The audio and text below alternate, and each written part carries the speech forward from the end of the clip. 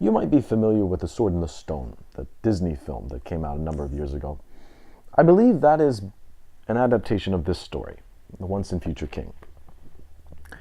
In it, it tells the story of young King Arthur, or the Wart, as his nickname is, as he learns the different lessons of life under the tutelage of Merlin the Wizard. And the way Merlin decides to teach him the different lessons of life before he accepts his final destiny of being the King of England is by turning the young Wart into different animals so that he can live with the animals to learn a particular lesson of life, whether it's an ant or a squirrel or a falcon or whatever. One of those formations is a badger. And at this point, he's speaking with a real badger in the badger's home.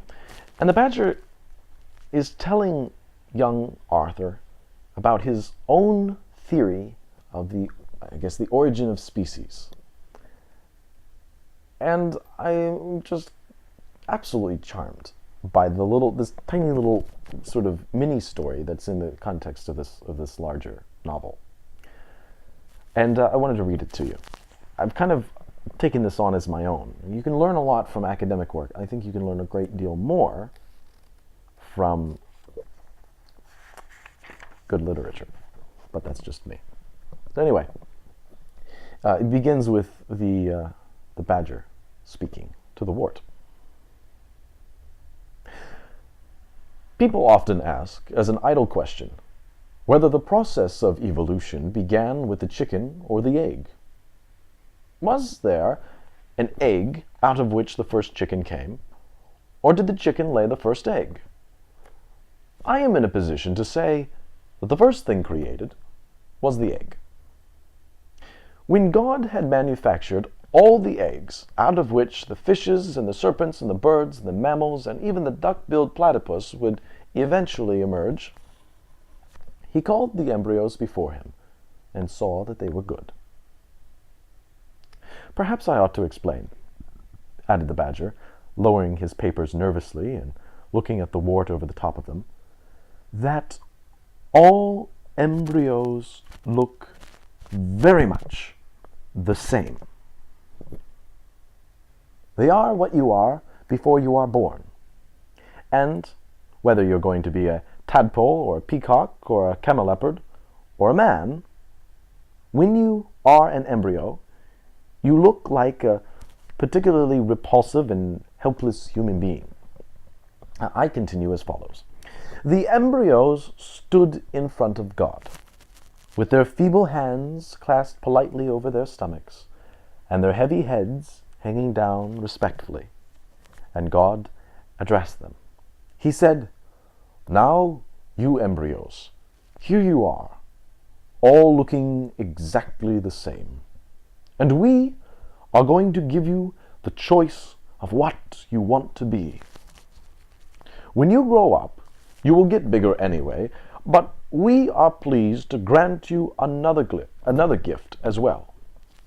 You may alter any parts of yourselves into anything which you think would be useful in your later life. For instance, at the moment you cannot dig. Anybody who would like to turn his hands into a pair of spades or garden forks is allowed to do so. Or, to put it another way, at present you can only use your mouths for eating. Anybody who would like to use his mouth as an offensive weapon can change it by asking, be it a crocodile or a saber-toothed tiger. Now then, step up and choose your tools. But remember that what you choose you will grow into and will have to stick to it." All the embryos thought the matter over politely, and then one by one they stepped up before the eternal throne. They were allowed 2 or 3 specializations, so that some chose to use their arms as flying machines, and their mouths as weapons, or crackers, or drillers, or spoons, while others decided to use their bodies as boats and their hands as oars. We badgers thought very hard and decided to ask three boons. We wanted to change our skins for shields, our mouths for weapons, and our arms for garden forks. These boons were granted, and everybody specialized in one way or another, and some of us in very queer ones. For instance, one of the desert lizards decided to swap his whole body for blotting paper, and one of the toads who lived in the Drothy antipodes decided simply to be a water bottle. The asking and granting took up 2 long days. They were the 5th and 6th, so far as I remember, at the very end of the 6th day, just before it was time to knock off for Sunday. They all had gotten through all the little embryos, except one. This embryo was man.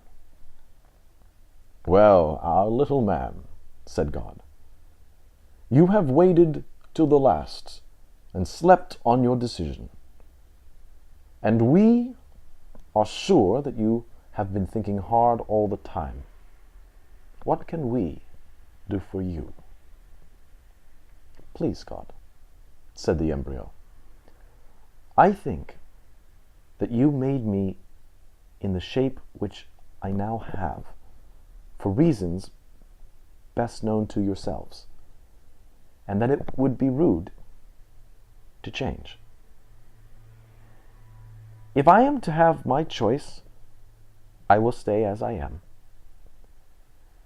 I will not alter any of the parts which you gave me for other and doubtless inferior tools.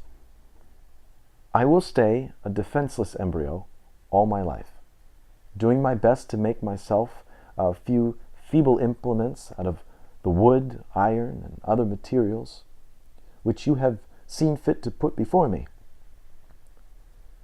If I want a boat, I will try to construct it out of trees. If I want to fly, I will put together a chariot to do it for me. Probably I have been very silly in refusing to take advantage of your kind offer, but I have done my very best to think it over carefully, and now hope that the feeble decision of this small innocent will find favor with yourselves." "Well done," exclaimed the Creator in delighted tones. "Here, all of you, come here with your beaks and whatnots to look upon our first man. He is the only one that has guessed our riddle out of all of you, and we have great pleasure in conferring upon him the order of dominion over the fowls in the air, and the beasts of the earth, and the fishes in the sea. Now let the rest of you get along, and love and multiply, for it is time to knock off for the weekend. As for you, man, you will be a naked tool all your life, though a user of tools. You will look like an embryo till they bury you, but all the others will be embryos before your might, eternally undeveloped. You will always remain potential in our image, able to see some of our sorrows, able to feel some of our joys. We are partly sorry for you, man, but partly hopeful. Run along, then, and do your best. And listen, man, before you go." "Well?" asked Adam, turning back from his dismissal. "We were only going to say," said God shyly, twisting their hands together. "Well, we were just going to say, God bless you."